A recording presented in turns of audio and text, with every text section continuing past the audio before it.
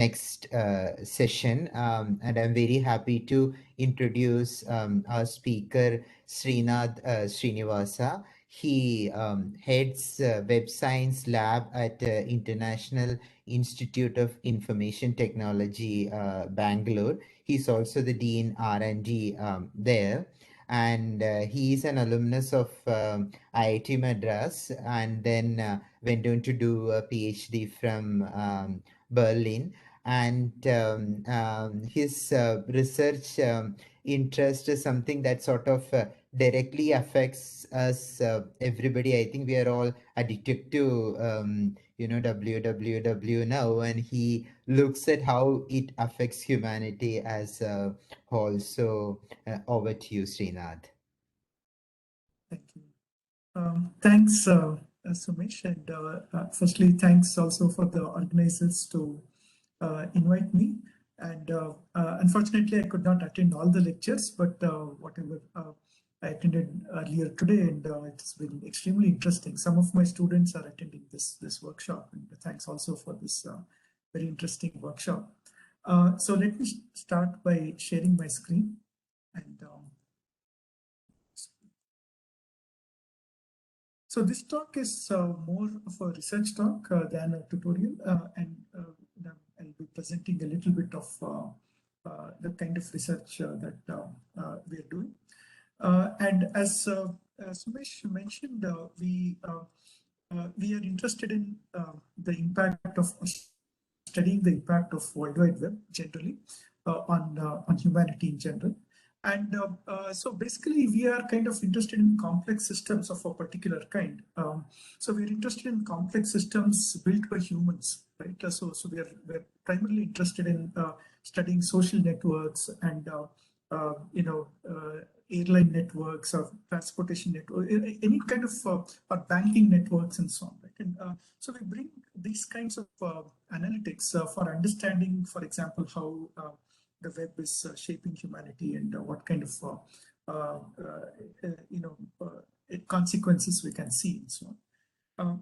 So this is a quick small picture from our lab just before the lockdown in 2020. So this is Professor Dame Wendy Hall. She's the chairperson of what's called the Web Science Institute. So Web Science is a discipline coined by Tim Berners-Lee and a few others to study the impact of the web. Rather than to build the technology for the web, it's about studying the impact of the web on humanity. So we are part of this Web Science Trust Network, and this was part of the Web Science workshop in 2020. And as you can see, right after that, our world's changed drastically, so that there are no masks and no social distancing at that time. So we have about 6 PhD students and 1 postdoc, about roughly about a little more than 30 people at in the lab. And we have several verticals in which we are addressing. For example, digital capabilities is about how do we use the web for social empowerment in different ways. Data-driven governance, we are working on intervention modeling. If for example, if I make a policy change, what are the impacts it can have? What are the different kinds of impacts it can have, and how do we kind of model this? Social cognition. So we are trying to understand how opinions and worldviews are getting affected by social media dynamics and so on. And of course, responsible AI. Biases in data and and responsibility in autonomous systems and so on. So these are the kinds of verticals that we are having. So in this talk, I'll be talking about a specific line of underlying kind of thinking that is common across all of our work. So this is a slide which I usually use in my motivation class for my course on multi-agent systems. So I teach a course on multi-agent systems, and I try to say, why do we need this, or why is this line of inquiry important and so on. So I start by showing how, for example, engineering differs from nature and that of humans, right? I mean, both are machines that can move. One is a natural machine that can move, and one is an artificial machine that can move, and so right. And we already see several differences, right? For example, nature hasn't invented the wheel, right? But in human engineering, the wheel is such a fundamental invention, right? So we say don't reinvent the wheel and so on. But nature also doesn't use a lot of turbines and motors and so on. It actually uses pumping, contraction, and expansion, in our hearts, and which a conventional mechanical engineer would say that's a very inefficient design. There's a reciprocating motion and so on. So clearly the design, there are some fundamental differences between the way nature works, and so I'm not going into the philosophy here, but I'm just trying to show what brings about this difference, right? And the reason that these differences come in is that the modeling paradigm, the system building paradigm is very different, right? So machines are built by custom parts, which are custom design parts, which are designed a priori. The functionality, the structure, everything is defined a priori and known and put into place and so on. Okay, while here, we have the creatures, for example, organisms, beings. Okay, I'm going to use the term beings in a while, right? And so they're built as more like a society of huge number of autonomous agents. These are called cells, and the cells kind of mold into different activities, nerves and muscles and tissues and cartilage and whatever, right? And including the blood and so on. And they kind of act autonomously. So there is there's a fair degree of autonomy between the cells. And the structure is a result of evolution and a very complex network dynamics, right? And so here the structure is defined a priori, but the resultant structure of a being organism is a result of both nature and nurture, right? There is a nature from the DNA, and there's a nurture or the environment which also molds the way the being ends up, right? And more importantly, there is for a lot of these sentient beings, there's this notion called sense of self, right? So I'll come to this this first, and so basically why it is important, and what is it that it is optimized for, right? And so rather than efficiency, a lot of natural beings are optimized for sustainability or sustaining one sense of self, right? It wants to survive as long as possible. And the survival is not just of the biological being, but a more abstract entity called the sense of self, which it tries to push for as long as possible. Right? So here are some quick differences between machines and what I call being hermeneutics. That is, if we start thinking in terms of beings, we sometimes call it holistic thinking, and also kind of relegated to Eastern mysticism and so on, right? So Eastern dharmic civilization thought has some of these characteristics that we think of an entire system of being as one unit, and then try to characterize them and so on. Okay. While here we are modeling reality in terms of inanimate matter and interactions between them, and this leads to what we now know as the particle foundations for physical realities, right? And while here we'll try and bring out some foundations here. The unit of existence modeled as a complex entity comprising of both energy and information. So I won't go into the details here. Again, the philosophy here, I can argue about this separately, but the idea of being is what we are trying to model. That is, so we are looking at a class of nonlinear systems, okay, what we call manageable nonlinear systems, and this is what we call beings. Okay, and this is the paradigm that we are using to, for example, model complex networks, social interaction networks, business networks, political networks, or different kinds of. Right. So, what are the postulates of being? So very simply, a being is the primary characteristic is to be. Right, I mean, there is a system of being basically settles down in a stable state or a configuration. So we have there's a typical state space, and and there's no typical optimization works. That is, you kind of close the interactions with the outside world. It kind of settles down to a state of being, right? And and if I put a set of beings together, and under certain closed or boundedness condition, with the outside world. This itself forms a system of being, right? And this entire system has its own stable state, and and one or more stable states. Each stable state has its own characteristics, like information content, and so on. So which stable state is preferred is the question that becomes, right? And where do we want this system of being to go and settle down? Do we want? So this is what we call the sustainability problem. Where do we? How do we kind of intervene in a system of being so that the stable, the state that it settles down into is a preferred stable state? Then when it comes to sentient beings, of course, with especially with humans, but also with other organisms and so on, there is also what we call a sense of self, and the system of being that we encounter also gives it sometimes a collective sense of self, right? And and the primary optimization objective is the sustainability of the sense of self. Try to sustain the sense of self as much as possible. Okay, so this is what I mentioned. I want to go into this more. So basically the postulate of sustainability is that a system of being kind of settles down into a stable state of being. Okay. Only thing to also note here is that suppose I have a being. In this talk I'm using the terms being and agent interchangeably. But sometimes we nitpick among this. So agent is something which has autonomy, or basically uses rational choice and so on, right? For autonomous decision making and so on. While being also settles down in a stable state, right? While an agent by itself need not.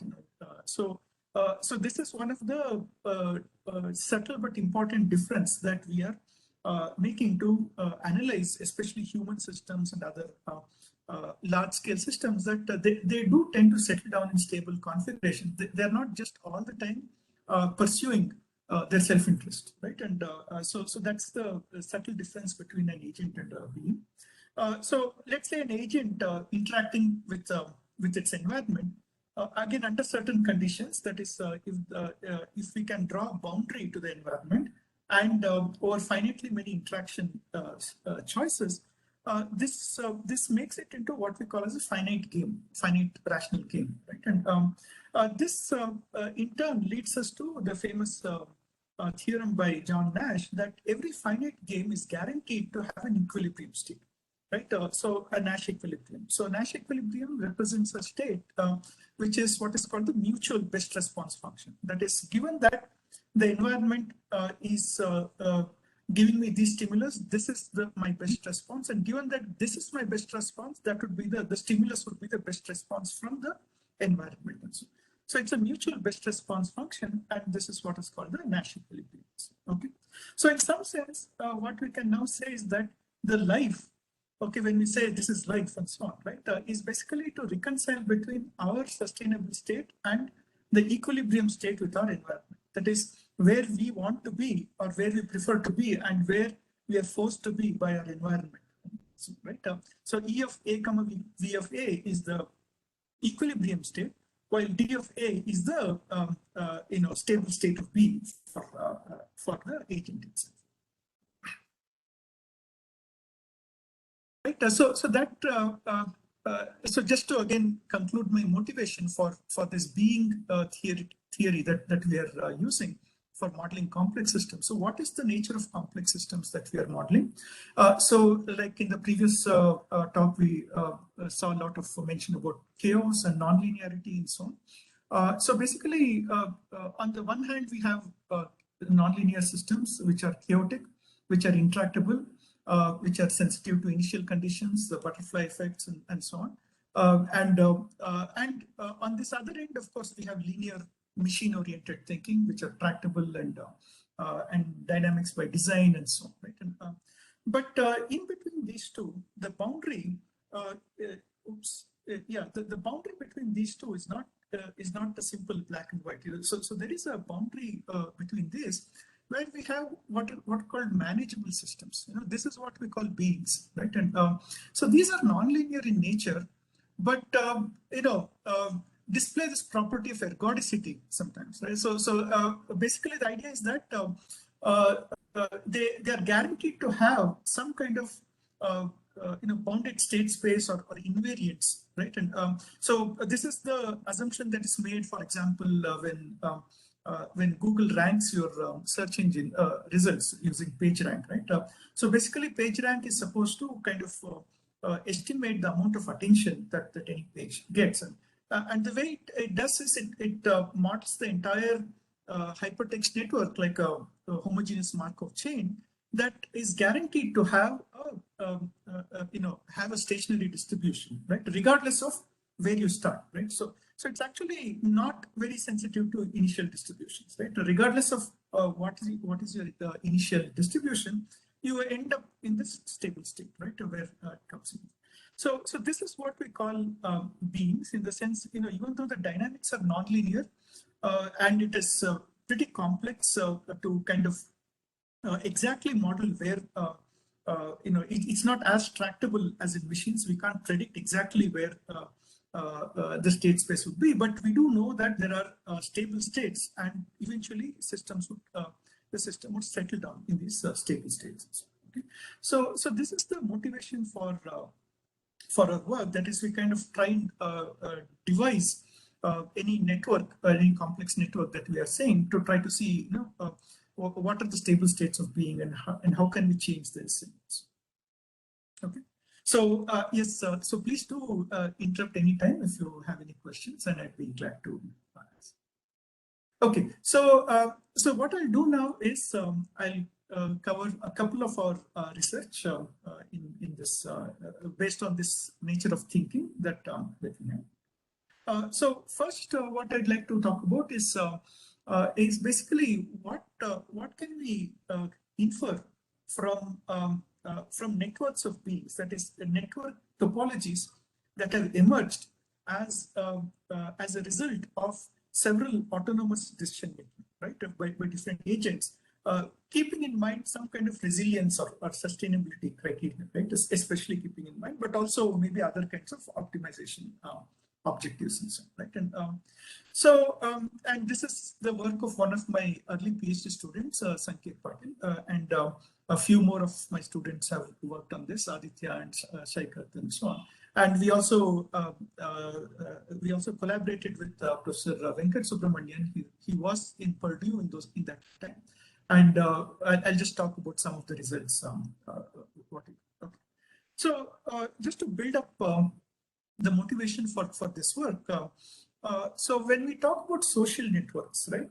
So there are so researchers have been interested in understanding how social networks are formed, and are there any patterns, and can we kind of infer anything given the structure of a network and social acquaintance network and so on. Okay? Some of the early work in this area came from Paul Eldush and Rainey, and he's in some sense called the father of computational sociology. So so Eldush-Rainey graphs are basically some of the earliest graphs that computational structures for modeling social networks. So basically, this graph says that social acquaintances are formed in a random fashion. So there's no other assumption. It is if I have a set of n nodes, I randomly choose a pair of edges and add an edge if there's no edge that exists over there. So that is one form of model.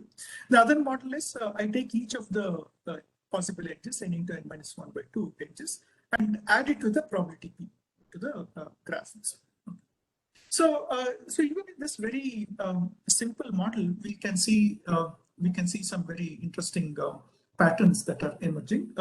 So for instance, we often look at what is called the LCC, or the largest connected component in this graph that's emerging, right? And so if you look at here, this is a connected component and this is a connected component, but here we have a giant component that has emerged, a large connected component which has emerged. Okay.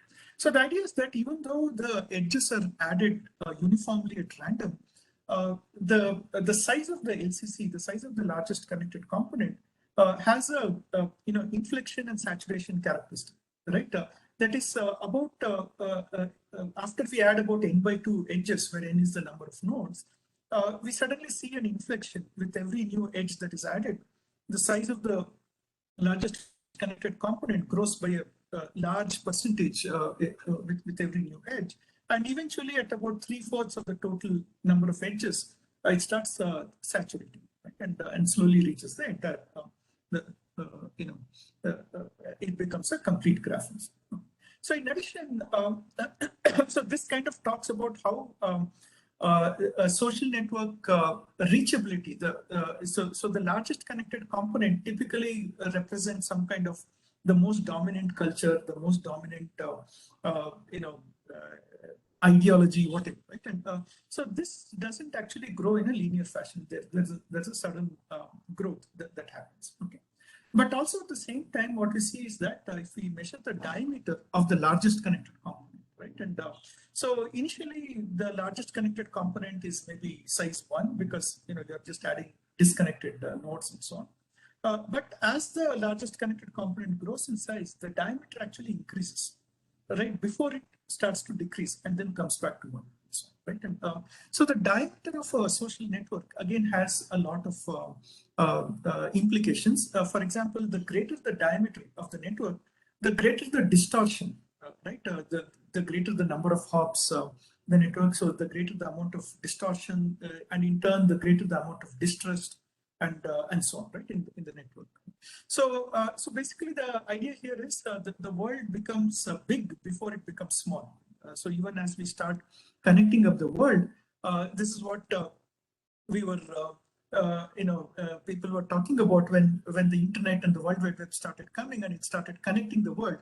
And we were saying, the world is getting smaller, and network scientists are saying, no, the world will first get bigger before it gets smaller. And so we'll get a lot more distortions in the giant connected component before it starts to get smaller. So this is about Erdo-Shreni graphs, but we also know in social networks, at least in human social networks, connections are not made uniformly at random. In fact, there are some very well-known patterns that that we can see in the way acquaintances are formed. Right? And, so one of the most common patterns is what is called the triadic closure property. Right? So what is the triadic closure property? So suppose I have an agent, a person who is acquainted with two other persons. So B is acquainted with G and F here. The greater the closeness of the acquaintance, the stronger the acquaintance, the greater the probability that G and F will get to know each other. And so, and there are a lot of work even in this area, how triadic closures are formed and why it is not just a property of human beings, but it's actually a network property, right? And that is, the greater the amount of strength of acquaintance means that maybe you're spending greater amount of time, right? And within a given day, you have just 24 hours, and if most of the time you start spending between these two acquaintances, then the probability of these two acquaintances crossing roads is going to increase more. Right? And so this is what is used today, for example, in LinkedIn or any other social network to suggest people you may know, right? And sometimes we often get spooked because it makes the suggestions where of people who we have long lost touch with, and suddenly they come in our feed saying people you may know, and so on. Right? And there was recently there's recently a movie also called People You May Know, and so on, which talks about how social networks are formed. So the property of triadic closure, right, leads to what we call an entrenched network property. That is, so because you're closing triangles, right? This triangle is closed, this triangle is closed, and so on. So if you look at human populations, they're not uniformly distributed, right? They're clustered in different villages, cities, and so on. And even within a city, they're clustered into communities, families, and so on, right? And so we have a tendency to form clusters, right? Entrenched clusters. So what is the property of entrenchment, and why do we create entrenchment clusters? Because an entrenched cluster has a lot of familiarity, right? Because everybody knows everybody else in this cluster, right? So yeah, familiarity may breed contempt, but it also breeds trust, right? Familiarity is an important element for trust to emerge, right? And it also reduces the transactional costs, right? We don't have to watch our backs every time, when we are operating in a familiar environment, right? And so there's again an optimality criteria. There's a resilience criteria also, right? So it's very difficult to dismember an entrenched cluster, right? They also are known to have what is called this property of conformity, right? A new idea that comes that tries to dismember, there's a big opposition from an entrenched cluster. So it's very hard to diffuse a new idea into an entrenched cluster, while it is much more easier to diffuse ideas in a disentrenched cluster. So these kinds of models are represented in what is called the Watts-Strugatz model. Duncan Watts and Steve Strugatz. And Steve Strugatz also has done a lot of work on coupled oscillations and the emergence of synchrony and so on. So the idea for Watts-Strugatz model is that you represent the network like a ring lattice, and initially each node is given k edges to connect, and it connects to each of its neighbors, k by 2 neighbors on either sides. So it forms a very entrenched graph like this. And then with some probability beta between 0 to 1, you disconnect each edge and connect it randomly anywhere, right? And so we are not in a completely entrenched graph. There's also some weak links, and there are also some very nice theories of what is called as the strength of weak ties and so on. Mark Granovetter, where the weak ties are the primary source of bridges or novelty between entrenched cluster and so on, right? And so Watts-Strugatz model is again another very well-known model that creates what are called resilient network structures, with beta less than that is near 0, it is guaranteed to have a Hamiltonian circuit. That is, there's a great big circle connecting all the nodes in the network, which can guarantee certain network properties. For example, the diameter is no more than n by 2. So there's an upper bound on the diameter. And secondly, connectivity is no less than 2. There are at least 2 paths from any node to any other node, and so on, right? And, so a lot of different characteristics that are actually found in human societies are modeled using the Watts-Strugatz model, right? And when beta equal to 1, Watts-Strugatz model becomes the Erdos-Scheinle graph, the typical random graph that we were talking about, right? But there's still a problem with the Watts-Strugatz model, in the sense there's yet another property of human networks. This is what is called as the small world property. So there are all these theories saying that you can connect anybody in the world to anybody else with 6 degrees of separation. So there's even a game called the Kevin Bacon game, where you can connect any movie actor to any other movie actor and see how quickly it connects to and so on. And we often do this fun exercises during our class. Can you connect yourself to the US president or some German chancellor or something? And we often find that there are very short networks or very short paths to connect each one of them. Okay, so this is not modeled by the Watts-Strugatz model, right? And so this is modeled by yet another model, which is called the Barabasi-Albert model, which also shows which also shows yet another property of social networks, that there is a very skewed distribution of degrees, right? There's also what's called the power law degree distribution, right? And so basically what it means is that the probability of finding a node with degree k is proportional to 1 by k to the gamma, right? Where gamma is a power law exponent. Okay, so a lot of research has gone into estimating the power law exponent of several networks. For example, the in-degree graph of the web has a power law exponent of about 2.8 or something, right? And, so what this also means is that there are a small number of nodes with a very high degree, which are also what are called hubs, and a large number of nodes with very small degree, which are kind of called as spokes. And especially in the last decade, power law networks were, caught the fancy of researchers worldwide.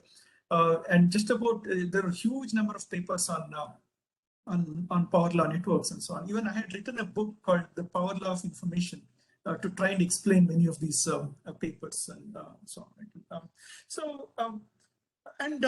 Power law networks, for example, the network distribution, degree distribution of, say, the routers on the internet, right? And also form a power law network, right? And so there are some theories that talk about the resilience of power law networks, right? And they're shown that they're resilient against random failures. That is, if any node in this network randomly fails, right? For almost 80% of nodes, even if one or two of them randomly fails, the network itself remains connected, right? And there's a small world property because of the hubs, right? So if you want to go from anywhere to anywhere, if you want to fly from, say, Chennai to, say, Peru or something, right? And you can now fly, maybe a little more than a day if required, because you pass through certain hubs, right? Aviation hubs that connect to different parts of the world, while our own airport in our city may not be connecting to many number of other cities and so on, right? And so they have a small world property. They are resilient against random failures. So one airport goes down, one small airstrip goes down, doesn't matter, right? And but they're susceptible to targeted attacks, right? Targeted attacks means that if an adversary were to target nodes with the highest degree in this case, okay, with a small number of attacks, it can bring down the network, right? It can cause major damage to the network, right? And, so this is the property of the Barabasi-Albert model in terms of its resilience. So in this backdrop, so there's also a model called preferential attachment that tries to explain how Barabasi network, Albert networks are built and so on. So let me kind of skip this slide. So in this backdrop, what we tried to ask was, how do we kind of combine some of the properties of both the Watchtower and Barabasi-Albert and other networks that that are more representative of how human networks are actually structured, right? And so for that we used a genetic algorithm-based technique. So we called it topology breeding. We literally had different topologies that were created using, say, preferential attachment or some other model, and then we did a crossover of topologies and try to see which ones are fitter, and then use that to try to come to some kind of emergent properties. Okay. So the idea here is like this: we have a society of n agents. Okay, now each agent has some sustainability needs, which can be potentially met by some other agent in the network. But there's a cost. The farther the agent, the other agent is, there is a larger cost, right? And so I want to make a connection so that my separation from the rest of the network is minimized, right? As from a given agent's perspective, right? But making each connection that is establishing a relationship, for example, is also costly. Right, you need a lot of bookkeeping costs and so on, right? And so maybe I can make at most k connections and so on, right? And so I need to strategically connect to other parts in the network so that my overall separation is minimized. At the same time, I also need to ensure that I'm not too much dependent on someone, right? And so there needs to be some kind of resilience, robustness. And so these are how we model this. So I won't go into the derivations here. The paper has a much larger explanation of how we model efficiency. So efficiency basically is modeled by the separation, and robustness is modeled by connectivity. That is how many nodes, what happens to the graph if I remove a particular node, and so on. And cost is kind of kept constant to model this, right? And so this is how we do. That is, we generate a lot of candidate topologies from where we do a crossover and then keep all the new topologies which have a better fit than earlier and discard the rest. Right? And the fitness function itself is given somewhat like this. That is, there is a cost function which is kept constant. Okay, and we trade off between efficiency and robustness. Rho is robustness, eta is efficiency, and so on. Right? And or the other way around, one of the two. Right? And so the idea is we have a slider called alpha, which we move between 0 to 1 to tell that you have fitness is defined by efficiency versus fitness is defined by robustness. Okay. So let us see what kind of results we got from this. So when we first kept the k equal to 1, meaning that each node was given just one edge to connect, right? And it has to make a strategic connection to just one other node in the network. Okay. And then we set alpha equal to 1, which means 100% importance to efficiency and 0% to robustness. Okay. And the outcome was a star topology like this, right? I mean, this was not by design, this was the emergent topology. It is the emergent result of the genetic algorithm-based optimization, right? And here we see that star topology is indeed the most efficient topology in terms of diameter reduction when I'm given just one edge to connect, right, to others. So it has a diameter of 2. And the star topology is also resilient to random failures, right? N minus 1 out of n failures will still keep the network connected. Just 1 out of n failures will disconnect the network, right? And so it is actually resilient against random failures, but it's not resilient against targeted attacks. That is, if an adversary wants to target this this network, all that it has to do is to attack the just one node, right, and bring down one node, and it can disconnect the network. So this is about the emergence of topology when we favor efficiency. And basically, what we're also arguing is that, see, when we construct machines and the way we think about machines, we kind of primarily think about efficiency, right? And but nature basically seems to favor robustness, right? Sustenance and sustain as far as possible. And so, right? And so when we change the slider from efficiency to robustness, that is, give 100% importance to robustness rather than efficiency, right? And we get a ring topology like this. Right? Again, this is the result of completely emergent characteristics. We did not tell the algorithm to design a ring, but it came out with the ring by itself, right, through the genetic algorithms. Okay. Now here we can see that ring topology does its best to reduce diameter, right, because the diameter now is bounded by n by 2. Right, so the greatest degree of separation is bounded by n by 2. It's the best I can do with just one link I have, and be resilient to targeted attacks. Right. So why is it resilient against targeted attacks? Here you see the connectivity is 2. Right. You need to take down at least 2 nodes to disconnect the graph. Right. And but here you have to take down just one. Right? And this is the best we can do with just one k equal to 1, this with just one edge given to each graph. Okay. Then and once we kind of have some value of alpha between 0 and 1, we see a combination of ring and star appearing like this, right? I mean, different kinds of combination. There's nothing very sacrosanct about this, but it's need not be very symmetric. But you see a combination of both ring and star, and you see there's also an emergence of what we call hub and spoke coming, right? And so there is a hub and spoke kind of topology that's coming up, but it also has several what we call great circles, right? Which guarantee certain amount of connectivity between different parts of the network. And so this is and the degree distribution basically resembles a power law. The circle resembles the Watchtower kind of model, that there's an entrenchment also that's happening. So we are trying to get some parts of both triadic closure, entrenchment, and so on, and small world and power law networks. And what we also did was try and change values of k, so number of edges and maximum permissible degree and so on. Right? And this is a vast array of different topologies we got.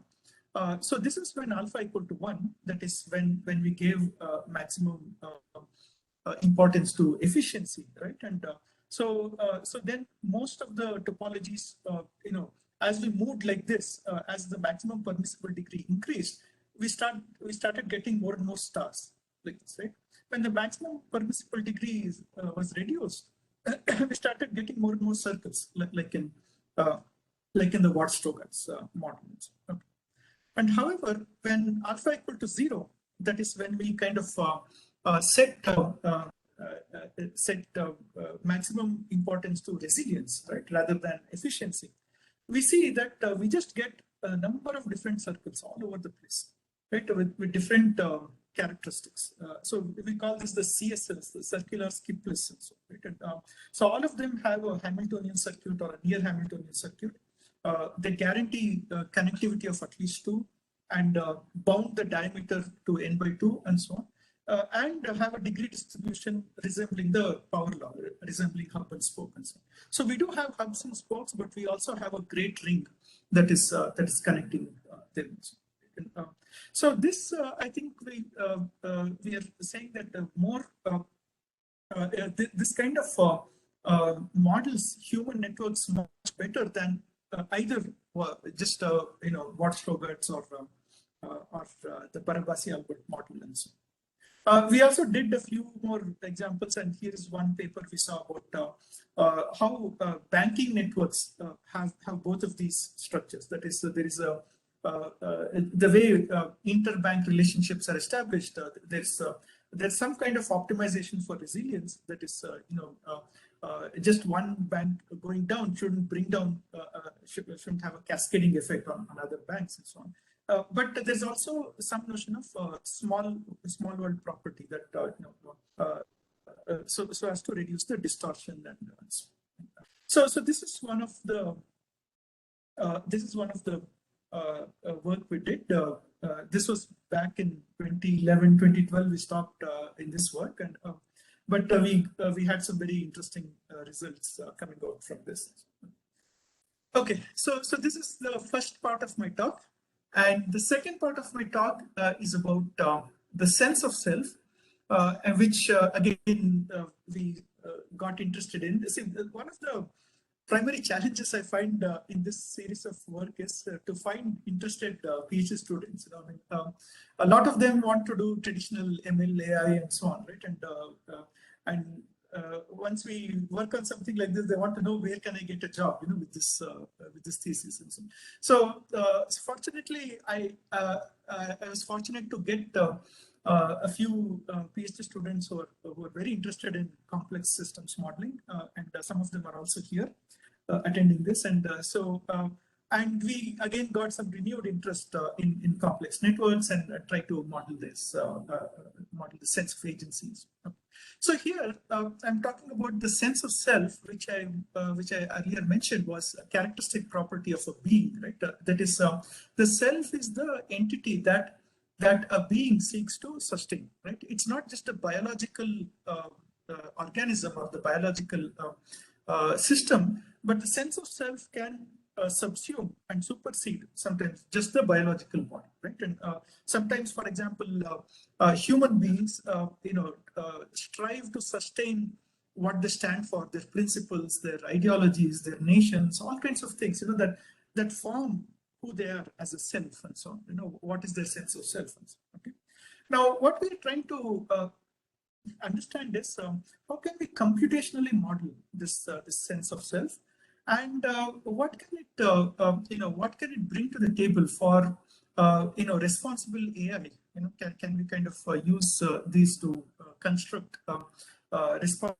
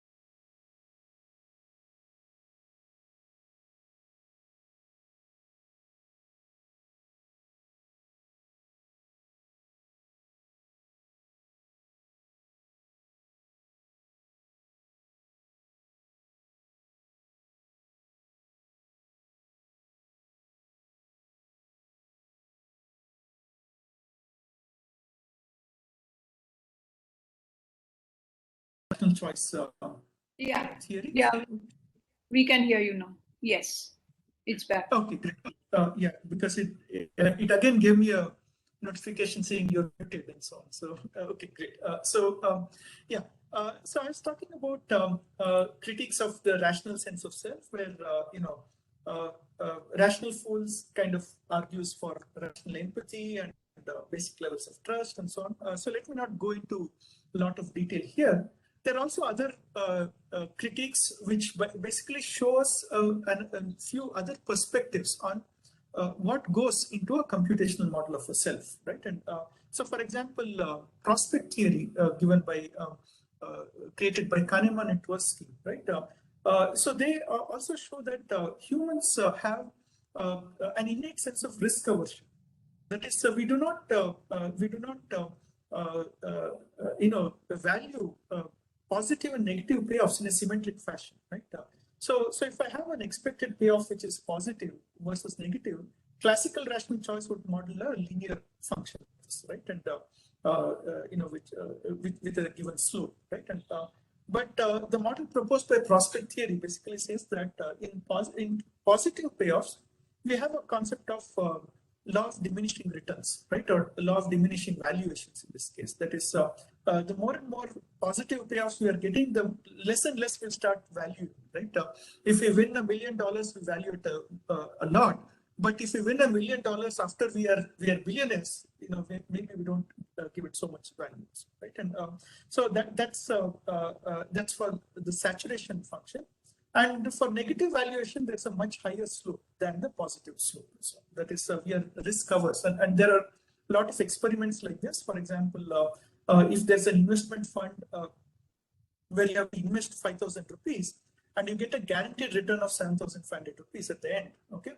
That is fund one. And fund two requires you to invest 5,000 rupees, but you can get either nothing or 15,000 with equal probability, right? And so both of them have the same expected payoff, but humans are known to choose fund one over fund, right? That is, it is fine if I get lesser returns, but guaranteed returns versus versus more returns, but with bigger risk, right? So these are some elements that talk about how what all needs to go if we have to model a sense of self in a being, which is the unit of sustainability that we are talking about, right? So we are proposing one other element for sense of self, which is what we call the elastic sense of identity, and so on, right? And so what is the elastic sense of identity? That our sense of self is rather elastic. It's not just fixed to our body, right? We can kind of stretch our sense of self to include other elements in our surroundings, right? We can often identify with other things, right? So we sometimes identify with our family, with our language, with our culture, with our nation, so many things, so all of these form what we call the identity set, right? That is, identity set is different from a rational association, right? A rational association is where we associate with something because there's a benefit to us, right? A rational benefit to us. But identity is where we think that is part of me. That is, we associate with something through, joy and sorrow, basically, right? I mean, whether we get positive or negative payoff, we are, because we're identifying with something, we argue for it, right? We argue to kind of, so this kind of explains how, why deep relationships are basically, stick through thick and thin and so on, right? And this is different from, say, a transactional relationship, which is a rational association, where you can break the relationship if you're not getting valuable payoff and so on. So basically we have a set of identity like this, and there's also a notion of distance to an object of identity, right? For example, we may identify more with our immediate family and less with something bigger, like nation or something, organization or whatever, right? And there's also an attenuation function. That is, the longer the distance to the object of identity, the lesser we identify with it. So there's a decay function that we use. Okay. So this is the model that we are proposing, and And to show how this works, right? And we take this well-known game in game theory called the prisoner's dilemma, right? And so, how does the prisoner's dilemma work, and why is it important for us? So, the prisoner's dilemma basically takes two players, A and B, and they have two choices. They can act cooperatively, or they can defect on each other, and so on. Right? And, so if they act cooperatively, they get a payoff. They get some common payoff. But as long as one of them is acting cooperatively, the other one can defect to get a better payoff, right, at the cost of the other. And so, so this is used as one of the fundamental games in which to model different kinds of emergence of social structures and so on. You know, this models the conflict between individual interest and collective benefit and so on, right? And so collectively it makes sense to cooperate, but as long as we are cooperating, there is an incentive for somebody to defect and get a better payoff, right? And so if we take a number of game theory solution concepts, for example, von Neumann and Morgenstern had this solution concept called iterated dominance, right? And where basically you see which where are you better off? What is the expected payoff of D? What's the expected payoff of C, and so on, right? And or you take Nash equilibrium, or you take any other min-max strategy and so on, right? And we'll see that D is D is better than C. That is, it makes sense for us to defect than cooperate, right? And so the expected payoff of D is somewhere here, and the expected payoff of C is somewhere here, right? And when we think about our own payoff, right? But when our sense of self starts transcending, okay, so this is what we call computational transcendence, right? So when we start including the other player to different extents into our sense of self, right, where we are modeling by this parameter gamma, and as gamma increases, we see that it makes more and more sense for us to cooperate rather than to defect, right? In fact, when gamma equal to 1, it makes as much sense for me to cooperate as it makes sense for me to defect when gamma equal to 0, and so right? And so the more we identify with the other player, the more we have a strong bond as a common sense of self, the more we are likely to act cooperatively without any iteration, and there's some evolution of cooperation and so on, evolutionary games. Even in a single game, we can see the emergence of cooperation. Right? And this is another game. Sorry to interrupt. Sorry to interrupt, and we are almost an hour into, I think, into the talk. So you may want to sort of keep a bit of time for interaction. We have a break anyway coming up, so it's okay to sort of spill over. Just wanted to bring Sure. Yeah. Yeah.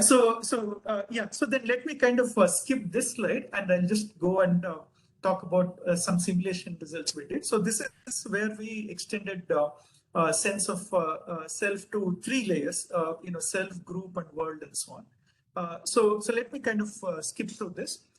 So primarily, lastly, I just want to talk about one other piece of work where we tried to model what we call regional and global identities and so on, right? How can we emerge cooperation? How can cooperation emerge in a population where there are different levels of identities? There are some regional identities like ethnic groups, linguistic groups, religious groups, and so on. And there's a global identity, population level identities, right? And where we model 2 kinds of identity-related dynamics, what we call homophily and insularity, right? Homophily is where an agent prefers other agents of the same type, of the same identity, or the same social identity to make a connection with. While insularity is where an agent tends to distrust a connection coming from somebody who is not in their identity, right? A regional identity. So like that, we basically created a prisoner's dilemma game, and we had there's a homophilic probability and insularity probability, and we let the network evolve, and I'll skip through all of this. So the network evolves and comes to a equilibrium, which we can show to be a Pareto optimal equilibrium in this case.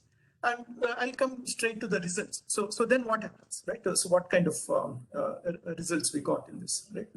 So in the first case, what we modeled was our population comprises of just 3 different regional identities, and there is no global identity, right? There's no common global identities. Okay, so then these are 4 extremes: low insularity, low homophily, and high insularity, high homophily. So, right, and so we see when everything is low, there's a melting pot.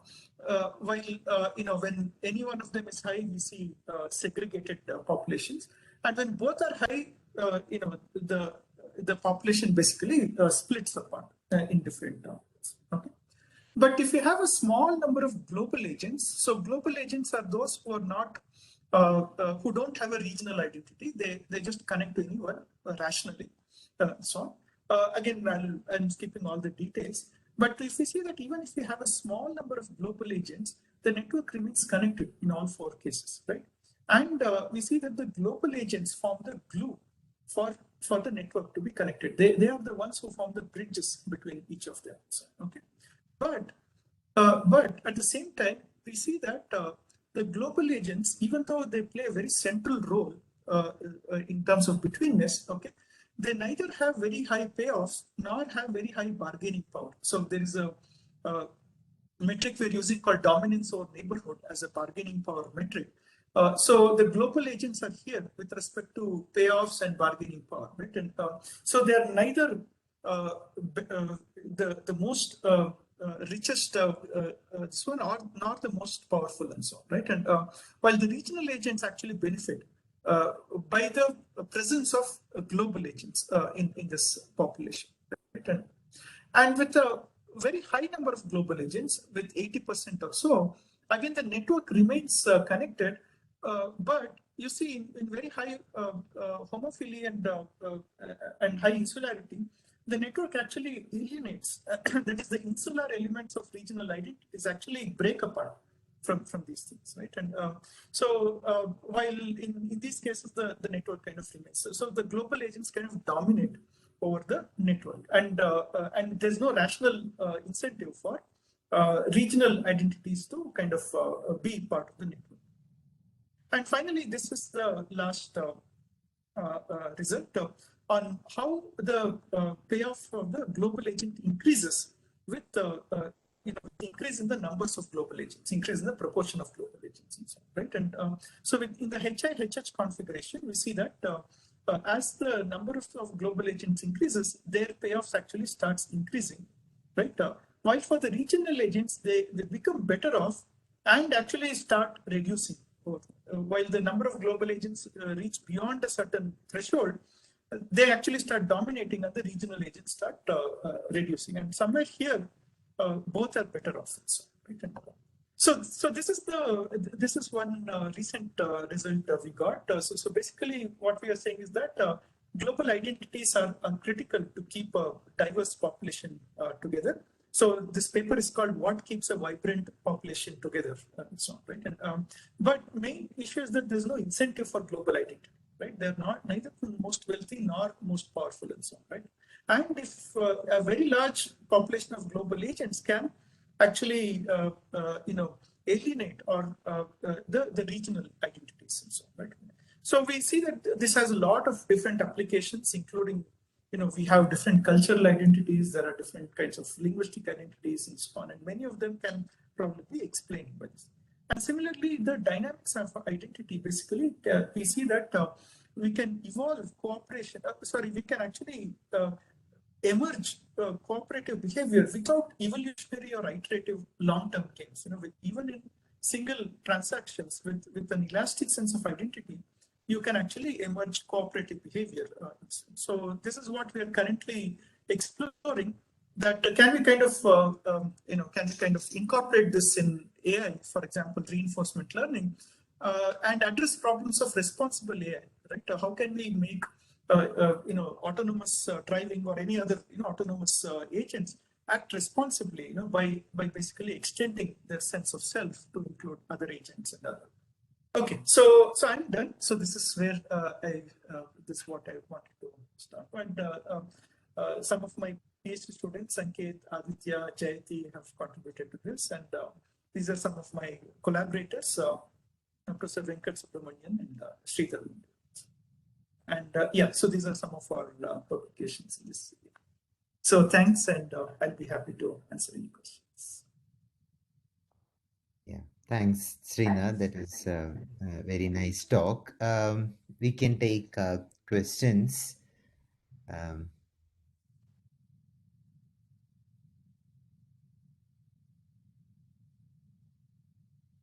So while people make up their minds, Srinath, so while you were showing all these different network structures, I was just thinking that one of the things that you see nowadays very often is about, in the context of COVID-19, where you have these local clusters and they spreading and so on.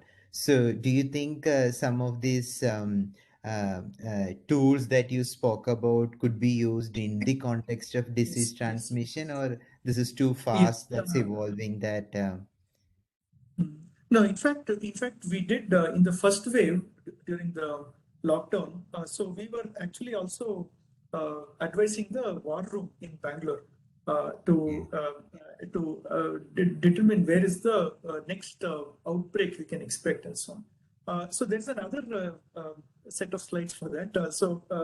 We had some interesting results over there. So we were modeling the spread of potential spread of COVID in the city of Bangalore, where we looked at different kinds of mobility patterns. So we got some bus mobility patterns, car mobility patterns, and so on. And we actually showed that the western part of Bangalore is most susceptible because it connects to different parts of the city with very short links. I see. And we actually showed it actually was the case in the first wave that the western part of Bangalore was highly affected. And so yes, connecting network science with epidemic models can have a lot of applications, especially in COVID times. Right. Okay. Thanks. Yeah. Any other questions for Srinath?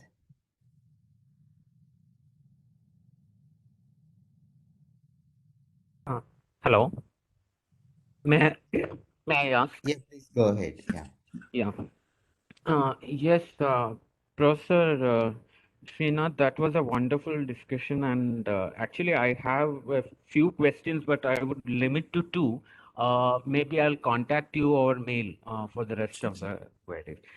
So first is, sir, I personally have been working on an information diffusion problem, where again the question is, we know the simple rules of the game in which individual agents are acting, but we don't know the type of network that they are. So we are trying to figure the inverse problem, as in we know the result, but we want to figure out what is the network. So do you have any suggestion on that? I mean, what combination of Watchtower and Barabasi could we be looking at, or is there any standard algorithm for that? Yeah, very good question. See, there are broadly two ways you can look at it. One, there is a broad area of research on network learning. So network learning basically tries to infer dependencies, sometimes even causal dependencies based on correlation data, right? I mean, even though correlation directly doesn't imply causation, but if we kind of put in other variables, right? And so whole class of Bayesian networks, Bayesian reasoning networks are basically built from just from the data, right? So for example, we are using this kind of technique for policy modeling and so on, right? That is, if we have so much data about let's say COVID itself, that here there was lockdown and so much cases came and so much cases came somewhere else and so on, right? And so we want to understand what are the factors that that affect the number of case rate in a particular area and so on, right? And so this is one area of work which you can see. Only problem there is Bayesian networks are acyclic graphs, so it can't basically discover cyclic relationships in the network. The second is what we call generative modeling. That is where we kind of assume certain kinds of properties based on some data. Like say there's a combination of Watchtower plus small world and so on. And we try to create a stochastic model. and basically let the stochastic model generate some data, compare this synthetic data with the actual data we have, and try to tune the parameters of the stochastic model so that this error is minimized, right? And so that those are some ways by which we can actually explore. Thank you. Just one more question. So in the model of identity, you have captured again. This comes from one of the problem that we are also working on. So the homophily is definitely there is one major aspect. Then there is kind of ignorance for the others. But don't you think there is one more factor coming in, because more than homophily, it's kind of some kind of avariance. It's not like more closeness to the ones that are in the in group, but more not indifference, but rather you want to actively move away from the out group. A kind of a thing we find in certain models. Yeah, so basically our definition of insularity, right, it's something somewhat like that, that it's something like the fear of the unknown kind of, that is, you distrust an out-group request while you trust an in-group request by default much more than, so you trust any, that's how we model using TFT or DTFT. TFT is tit for tat, and DTFT is distrustful tit for tat. That is, it models based on how we start the strategy. That is, do we start by offering cooperation, or do we start by offering, defensively defections? Okay. So your definition of insularity actually encompasses that aspect also. Is that what you're saying? Oh, okay. Thank you, sir. Thank you. Okay. Shayan, Yeah, I have one question. In the simulations that you showed the effect of global agents,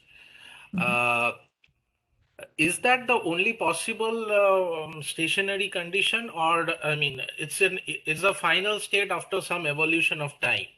Is that I can interpret that way? So, if my initial conditions of the global agents were different, would it lead to the same type of solution, or? Yeah. So basically, the way the network evolution works is there's a basic game that the players play, slightly modified version of Prisoner's Dilemma, where there is a negative payoff as well, right? And so then there is a network formation strategy based on homophily and insularity and so on. The network formation is based on homophily. The network operation dynamics is based on insularity. That is, whether you play whether you start by offering cooperation or defection and so on. And this runs for an epoch.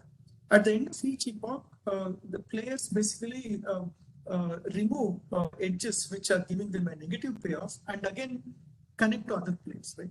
So we keep doing that until it reaches an equilibrium. That is, there's no negative payoff coming from any edge and so on. And we can show that this corresponds to Pareto optimality for the network. So this is the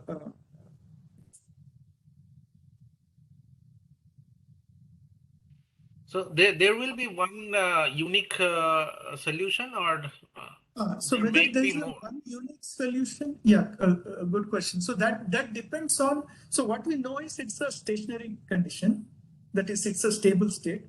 But whether there exists one unique stable state depends on whether there is some kind of a homogeneity property, like in homogeneous Markov chains, right? Where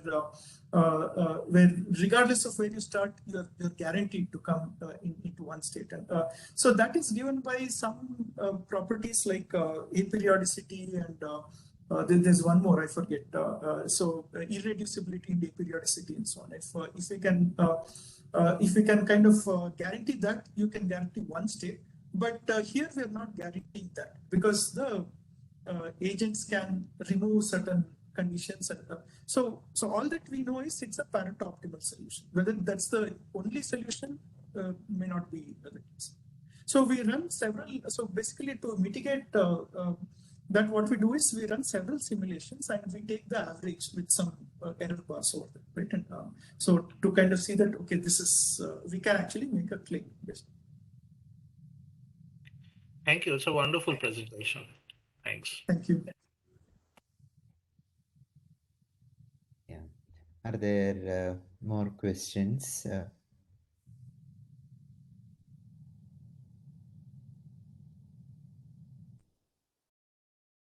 Okay, I think, yeah, so in the absence of other questions, I think let's all thank Srinath for the wonderful presentation. Thank you. Thank you. So I think that right now it's a break and we reconvene at 7 for the next research talk. Thank you. Yeah. Thank you. Thanks.